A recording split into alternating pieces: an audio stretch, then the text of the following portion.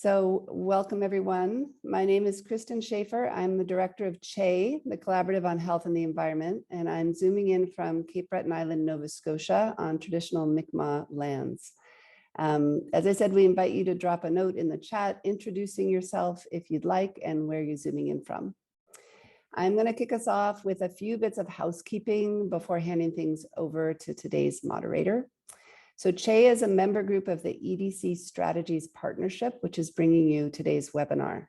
CHE also hosts science discussion listservs and supports other collaborative programs focused on promoting environmental health and justice. For those of you who called in on the phone, we've posted slides to accompany today's webinar on our website. You can download the slides by going to healthandenvironment.org, scrolling to the bottom of the page and selecting today's webinar. You'll find a link to the slides on the webinar page. We'll disable the chat once we get started so everyone can focus on the presentation. But please do type any questions you have for the speaker in the Q&A box at any point during today's discussion. And we'll get to as many comments and questions as we can after the presentation. So this webinar is scheduled to last for 45 minutes and we're being recorded for our webinar archive. And with that, I'll hand it over to today's moderator, Jerry Heindel, founder and director of Healthy Environment and Endocrine Disruption Strategies, or HEEDS, and a member of the EDC Strategies Partnership. Jerry, over to you. Thank you very much. And welcome everyone to our webinar today on the effects of perfluorinated chemicals on liver toxicity. I'm very excited and honored to introduce our speaker today. Our speaker is Dr. Lida Chatzi. She's a professor in the Department of Population and Public Health Sciences at the Keck School of Medicine, University of Southern California in Los Angeles. Dr. Chatzi received her MD and PhD degree in Greece and did her postdoctoral training in Barcelona, Spain. She's a physician environmental epidemiologist with expertise in birth cohort research. Her research focuses on the influence of nutrition and obesogenic chemical exposures during pregnancy and early childhood on long-term maternal and child health, especially obesity, asthma, and cognitive development. She has published widely on the effects of early life exposure to perfluoroalkyl substances, organochlorine compounds, and metals on obesity, type 2 diabetes, and non-alcoholic fatty liver disease in children. She has catalyzed and led several transatlantic research initiatives, leveraging intellectual resources and cohorts in Europe and the United States. And she's the principal investigator and co-leader of the RHEA pregnancy cohort, which was established in 2007 in the island of Crete to characterize nutritional and environmental chemical determinants of children's growth and development. Today, she's going to present data from a new systematic review and meta-analysis, looking at the weight and strength of the evidence of 85 animal and 24 human studies, looking at the effect of PFAS on liver injury. So welcome, Dr. Chatzi.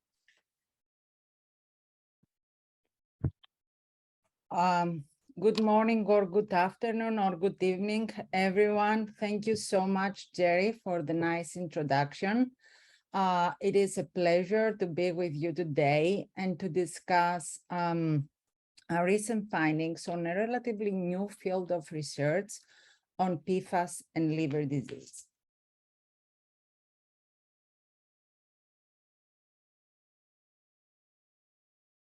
So I'm going to start with the outcome. Non-alcoholic fatty liver disease, you may have heard of it. It's a fast-growing epidemic. It's a liver disease characterized by excess fat accumulation in the liver. And currently, it is estimated to affect approximately 30 million people in the US and at least 1 in every 10 US children. Well, the traditional risk factors for NAFLD, such as energy intake, sedentary lifestyle, and genetics, cannot fully explain the current epidemic. However, we have emerging evidence, both from human and animal studies, that indicates that exposure to what we call endocrine disrupting chemicals has the ability to promote metabolic changes that result to fatty liver disease. And this is a hypothesis that we know now as toxic and fatty liver disease. So one group of these chemicals are the PFAS substances. And I guess you all know about them. They are called the new forever chemical. What are they? They are a large class of synthetic fluorinated organic chemicals that have been used in a variety of industrial applications and consumer products, including water repellent textiles, non-stick coatings, and food packaging products for more than 60 years. The problem with the PFAS is that due to their strong carbon-fluorine bonds, they resist metabolic and environmental degradation, and that's why they have been named forever chemicals. And recent human biomonitoring studies show widespread exposure, as we can now detect them in blood of almost everyone in the US. So, what does this mean? I mean, as you see in this graph reported by the Environmental Working Group, PFAS water contamination, it's a huge issue in the United States and also in other parts of the world. As of July 2022, we have at least 2,858 locations in all states in the US known to have PFAS contamination through drinking water. So, what does this mean? This means that drinking water for up to 200 million Americans is contaminated with PFAS. So it's a huge public health concern, and PFAS have been associated with many different diseases. For the purpose of this presentation, I'm going to focus on liver disease, and our research group has focused on studying the effect of PFAS and fatty liver disease, as well as hepatocellular carcinoma, by integrating also several omics biomarkers. And this is a multi-center collaboration, not only with departments at USC, but also with Mount Sinai Medical School, Harvard and Columbia Schools of Public Health, the Emory University, and the Institute of Global Health in Barcelona in Spain. So why do we study PFAS and liver disease? Because PFAS partition preferably to the liver, and animal studies show hepatotoxic effects even at very low levels of exposure. So as our first step, our group conducted the first systematic review on the literature of PFAS and liver injury, and this is one of the few reviews today that they consider both observational human and experimental rodent evidence for the effects of environmental exposures on human health.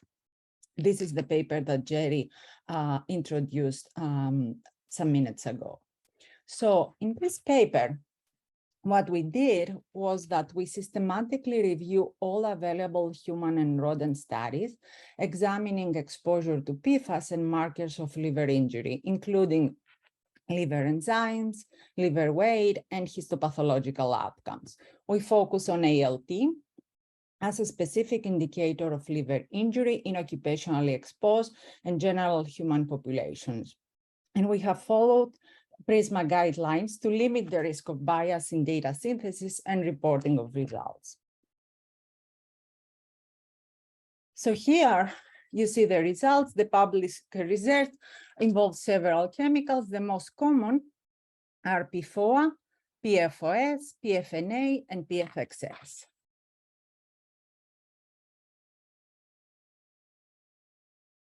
So I'm going to present you some results of the human studies, and this is again a very complex graph.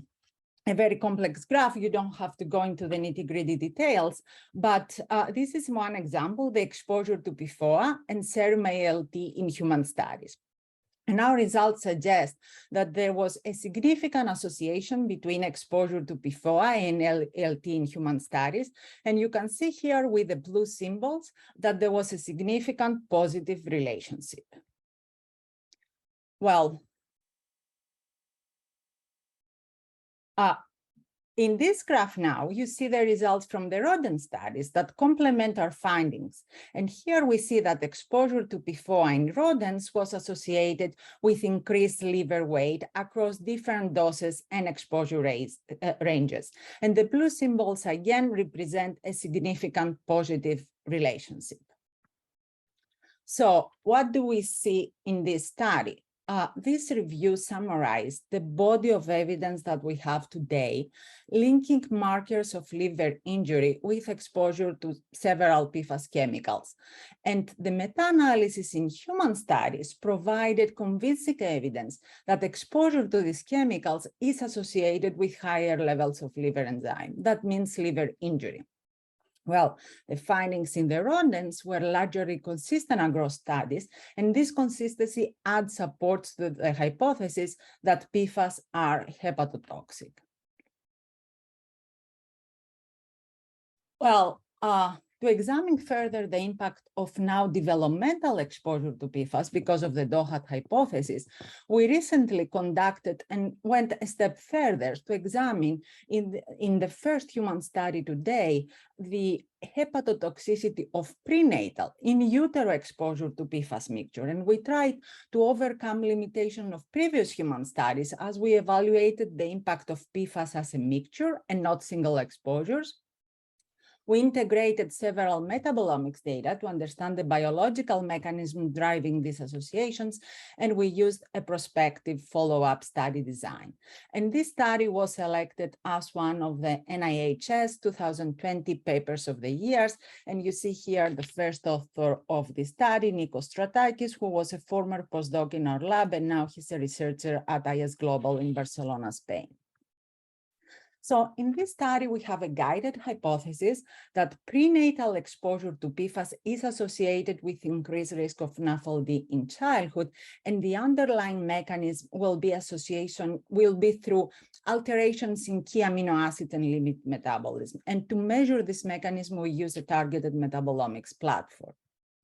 So I will not go into the details of the study design, but for all of you, this is the Human Early Life Exposome Project, a population-based pregnancy cohort in Europe, which provides a unique wide coverage of multiple environmental exposures and their effects on human health.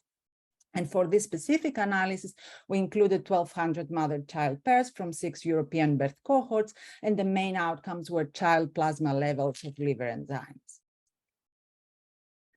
So as you see in this graph, the results from this analysis showed that higher maternal exposure to PFAS mixture was associated with increased risk of liver injury in childhood, and we see this very clear dose-response relationship. And I need to highlight that these results were observed at low levels of PFAS exposure because maternal PFAS blood concentrations in this cohort, because the cohort comes from Europe, was much lower than those that were reported in the NHANES. So next, we tried to understand the mechanism underlying these associations, and we use a network analysis tool called XMWOS to examine the association between prenatal PFAS and metabolic alterations. And I know this graph is quite complex, but the take-home message is that with this three-way integrative network, we group the 5 PFAS and the individual amino acid and lipid metabolites into 3 communities. Into 3 communities in 2 groups, the children who were at low and the children who were at high risk for NAFLD.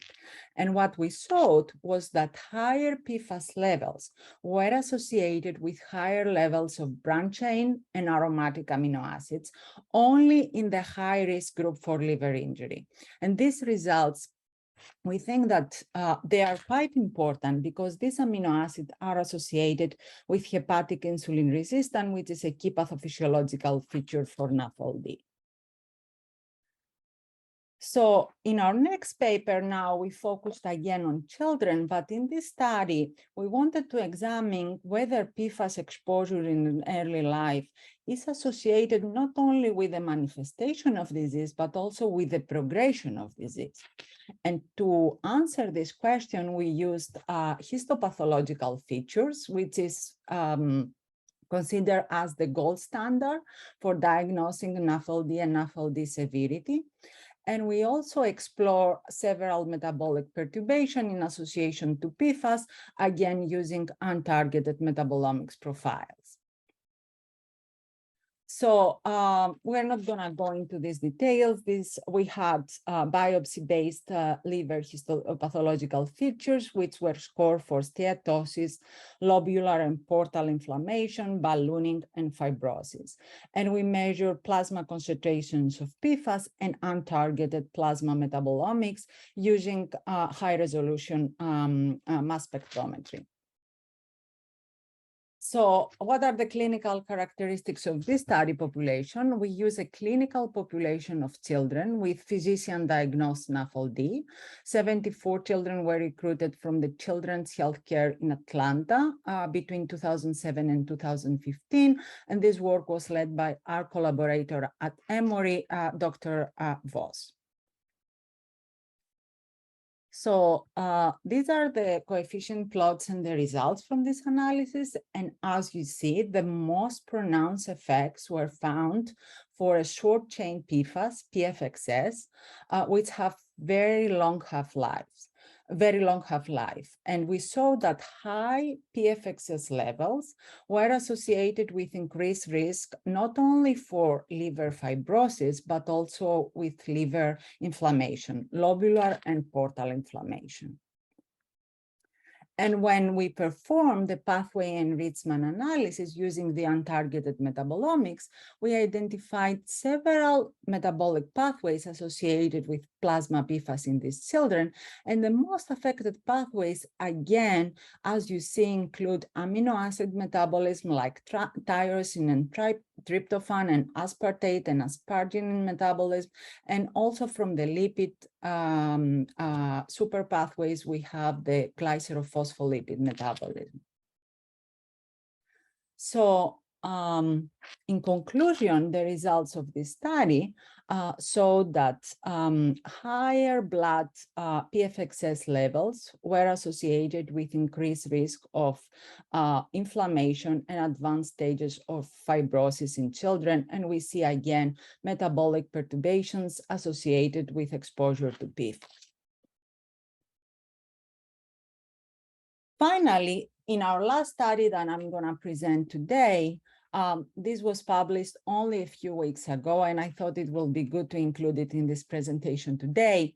We examined, now we move from children to adults, and we examine here the association between PFAS exposure and risk of non-viral hepatocellular carcinoma in a prospective multi-ethnic cohort. And as you can imagine, this study received a lot of attention from the media, as it is the first human study showing that PFAS can increase the risk for HCC.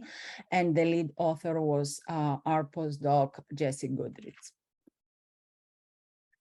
So this is a nested case control study, and we had the opportunity to measure PFAS and metabolomics in pre-diagnostic samples of 50 incident ACC cases and 50 individually matched controls from the multi-ethnic cohort study.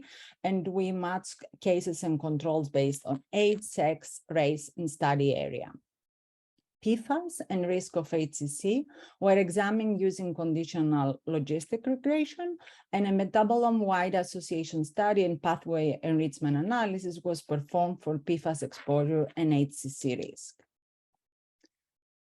So these are the results on the association between plasma PFAS and HCC risk.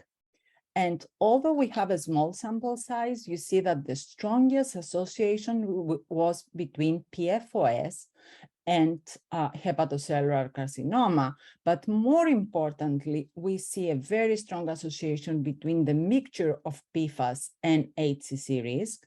And for this specific study, we used the threshold that corresponds to the 90th percentile of exposure in enhanced. Then, once we saw this association between PFAS and HCC, we tried to understand the mechanism. And again, we did the pathway enrichment analysis that saw that we have 5 metabolic pathways, overlapping pathways that saw an association both with PFAS and HCC. And this include amino acids and glycan metabolism. But in this analysis, Jesse went a step further, and he annotated the metabolites that belong into these pathways. And we found 4 metabolites that were positively associated with both PFAS and the risk of hepatocellular carcinoma.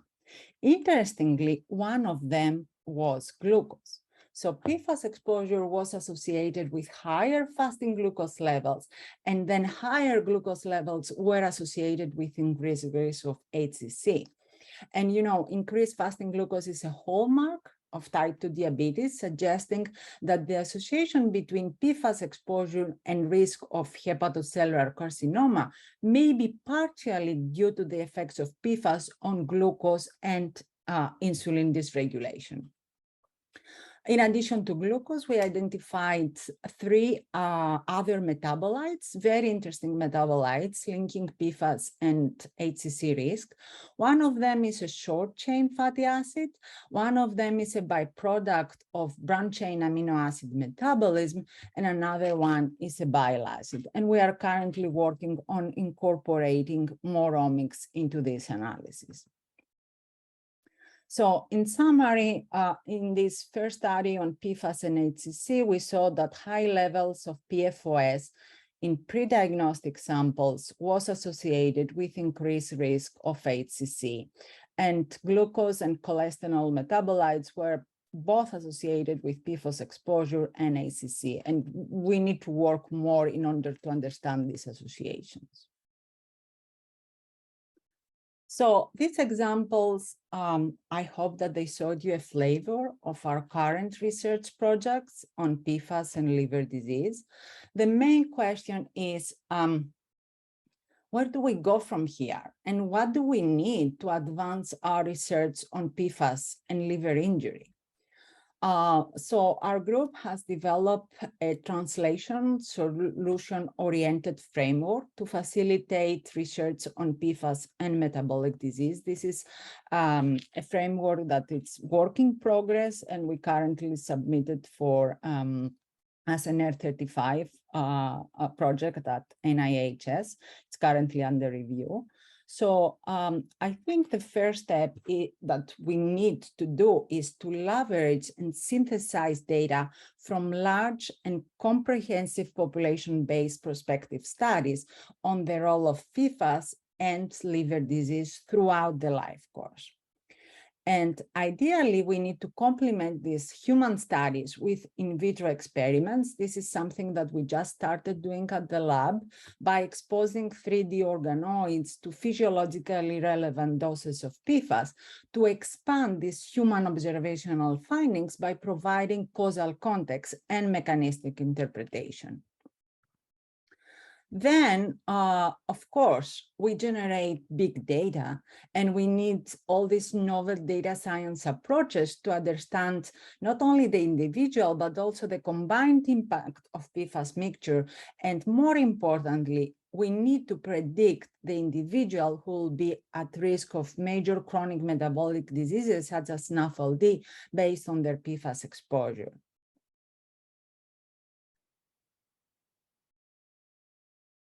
So all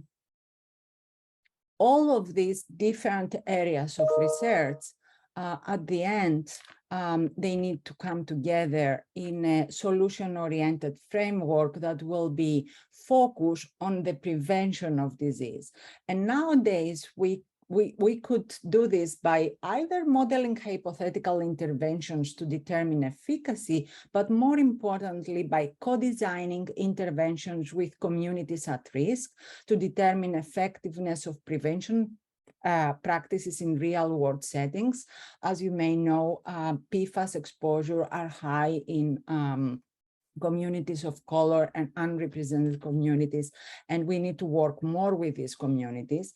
And finally, the ultimate goal is to identify strategies for practice and policy and dissemination, implementation, and sustainability. And this is what we are currently doing in a new center for translational research on environmental health that I'm leading at USC in collaboration with many other centers and departments. And with this, I would like, with this last slide, I would like to thank you all for your for attending this webinar today. It's fascinating that I see this large group of people in the participants list. And of course, I would like to thank all my collaborators at USC and other universities. This is definitely a team science effort, and of course, our funding sources. Thank you.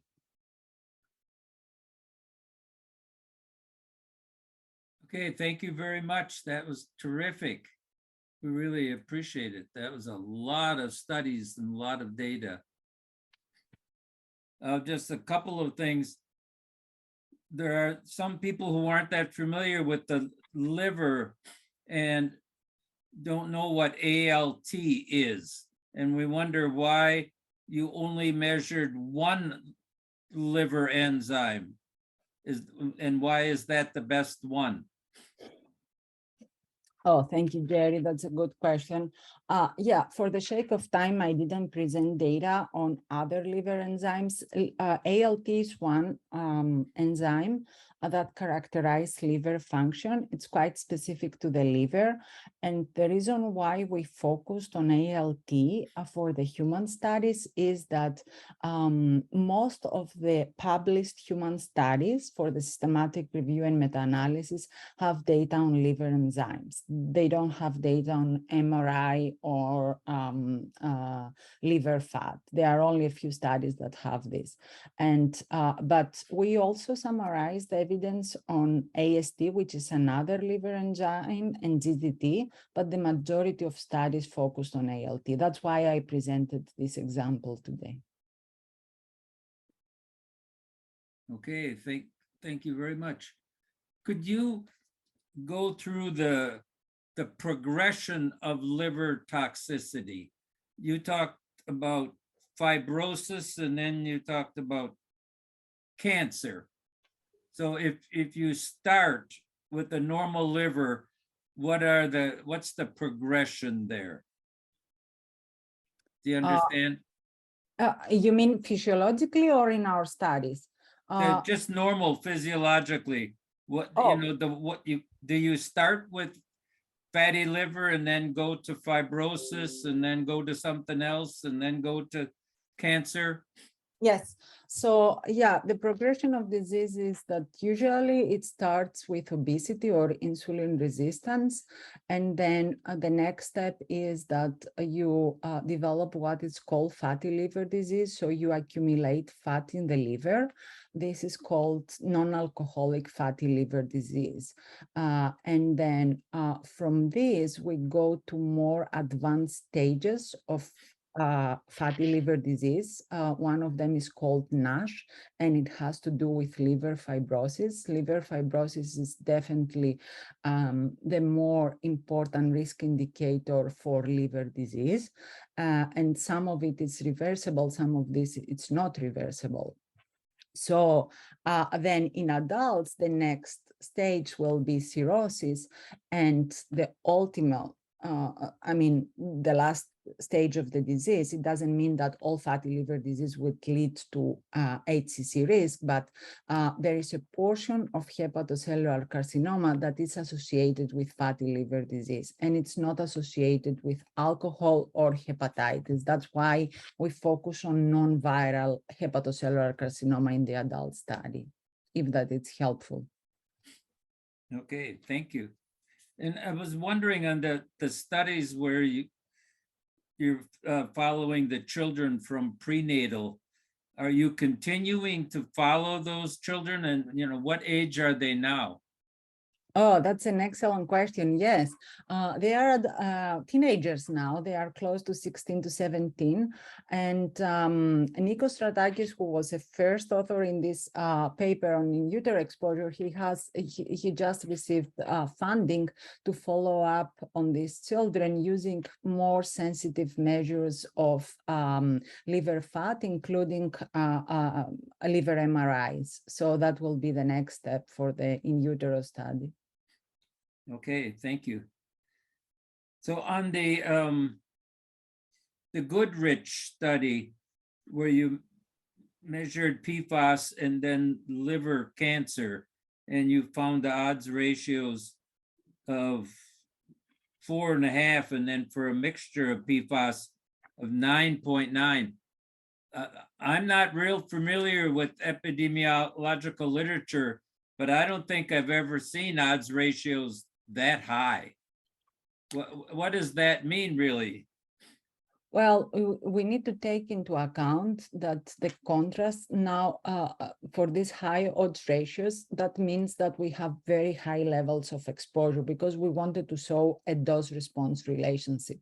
So this contrast is for the high exposure group includes those who were above the 90th percentile in NHANES data. We use the 90th percentile in NHANES. That means that in very high levels of exposure, you see a 4.5 increased risk for HCC. That's huge. But then if you want to translate it to lower doses, that means that even low levels of exposure, because the association is, you see this dose response, even at low level of exposure, you see small risks, but at high levels, the risk is higher. Okay, great. So do you think PFAS works at generating steatosis or increasing ROS formation or reducing antioxidant capacity or interfering with lipid packaging? What do you think is the mechanism of PFAS generating steatosis? Oh, that's an excellent question, but I don't think we have the answer to this. All these are proposed mechanisms. All these are proposed mechanisms. We know that PFAS affect lipid metabolism. We know that they can increase lipid peroxidation. This is from experimental models, in vitro studies, and animal models. But that's why at the last slides, I focus more on the translational study design, because we're trying now to work with experimental scientists to see if we can replicate this mechanism in humans. And in regards to ROS and oxidant versus antioxidants, that's one of the mechanisms through inflammation and oxidative stress. And we don't have enough evidence from human studies on this. There are two consortiums that are trying now to include some omics biomarkers on this, like high throughput proteomics biomarkers, and I hope we'll have more data in the future. But these are great questions, and these are the most prominent mechanisms of PFAS toxicity. Okay, thank you. So it looked like you noted that the children in the European population had lower exposures than those in NHANES, but still had an increased risk of liver disease. That seems to indicate that a large portion of children in the United States could be at a much higher risk. Correct. Okay. Somebody wanted to know about the half-life of PFAS in humans. Oh, it depends on the chemical. PFOA and PFOS have half-life. I mean, the legacy PFAS, they are now regulated, have half-lives between 4 to 10 years. PFXS, which is the chemical associated with liver fibrosis, has a very long half-life of about more than 10 years. And I didn't mention on this, but you know, now with the Stockholm Convention and with all these regulations, most of the legacy long-chain PFAS, like PFOA and PFOS, are regulated or they are phased out voluntarily. But this doesn't mean that we are not exposed to PFAS, because we are exposed to what they call PFAS replacements. These are short-chain PFAS. They have short half-lives. That means that they are less, but this doesn't mean that they are less resistant to degradation. We are still exposed to these chemicals, and we need to take into account these chemicals in human biomonitoring studies. We need to start including chemicals like Gen-X and all the other short-chain replacement PFAS in our human studies. Okay, great. So this comes from a clinician who's frustrated in trying to get their patients tested for PFAS when they suspect drinking water contamination. So do you have any guidance on that? Are there any places people could go to get their patients' PFAS tested? That's a good question. And you know, we have the clinical guidelines for PFAS that were announced like two months ago. And if you see the clinical guidelines, actually the guidelines say to all clinicians that if you have a patient who is at risk of developing a disease like fatty liver disease, you should check PFAS levels, but they don't provide some labs where they can test PFAS levels. So we need to work with clinicians and NIH to establish this network of certified labs that are measuring PFAS. And that's a good question. Okay, let's see where else we are here. I know you don't know the answer to this, but I'm going to ask it anyway. In the literature anyway, is there any data of transgenerational effects of PFAS on liver damage? Oh, I don't know. We need to talk to Bruce Bloomberg about this. Yeah, No, I don't think I'm not aware. anybody's looked at PFAS per se.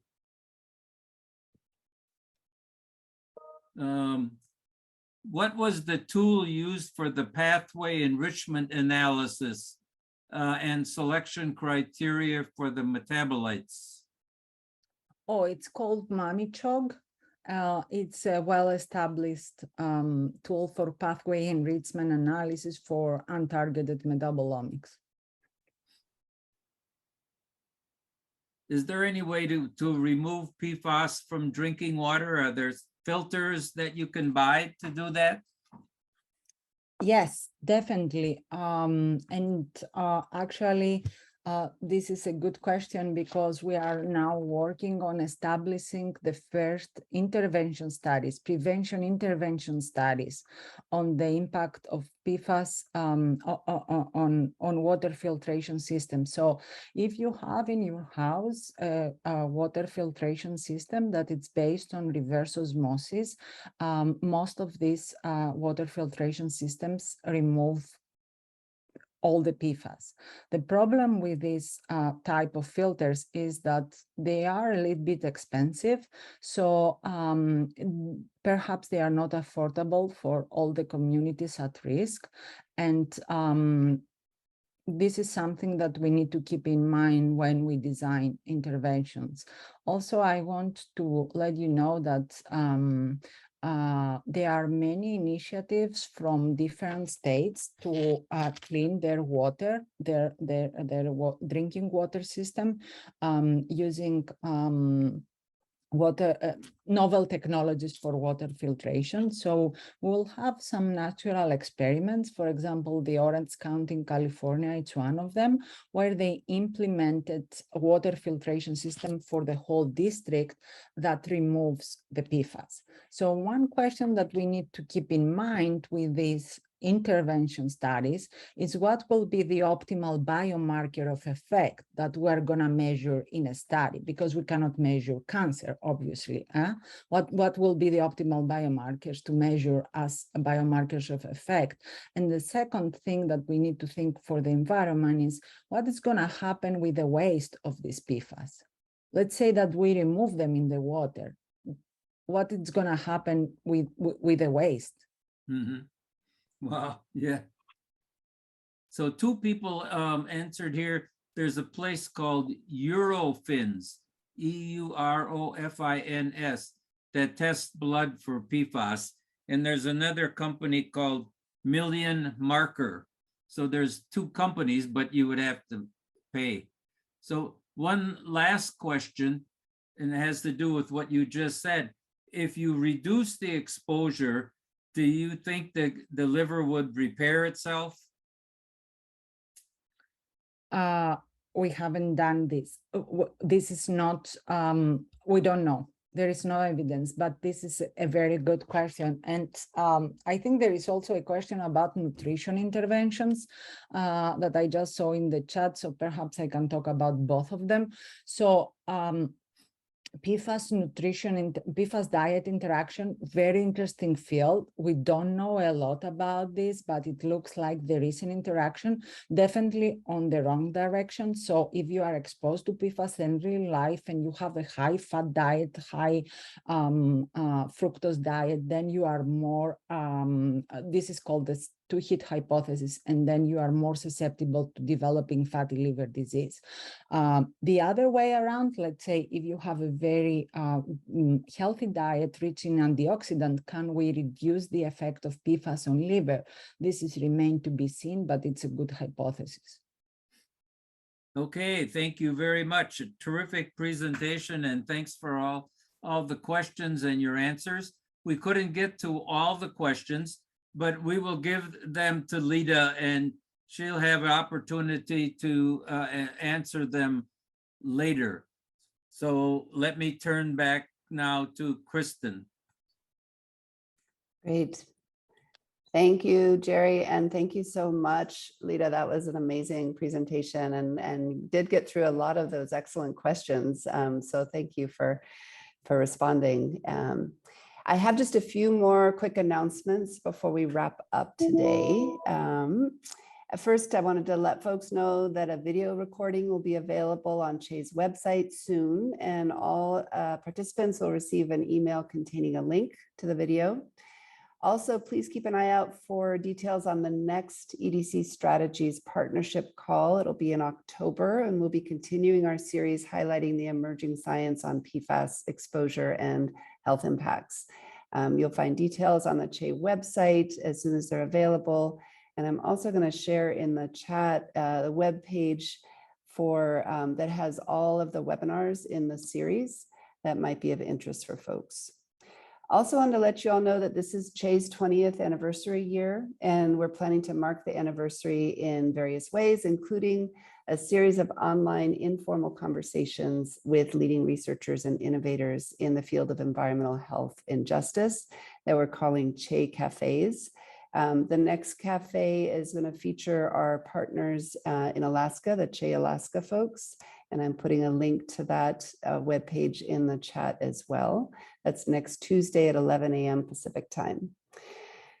We also encourage you to support the work of any and all of the groups involved in the EDC Strategies Partnership. You'll find links to each group on the Che's partnership page. And if you appreciate these webinars, please consider a tax-deductible donation to Che and/or any of these partners. And with that, I'd like to thank our speaker, Dr. Chatzi, for taking time today to present for us, Jerry for his excellent moderation, and also thanks to my colleague, Sarah Howard of HEEDS, for her behind-the-scenes technical support. Thank you so much for joining us today, everyone.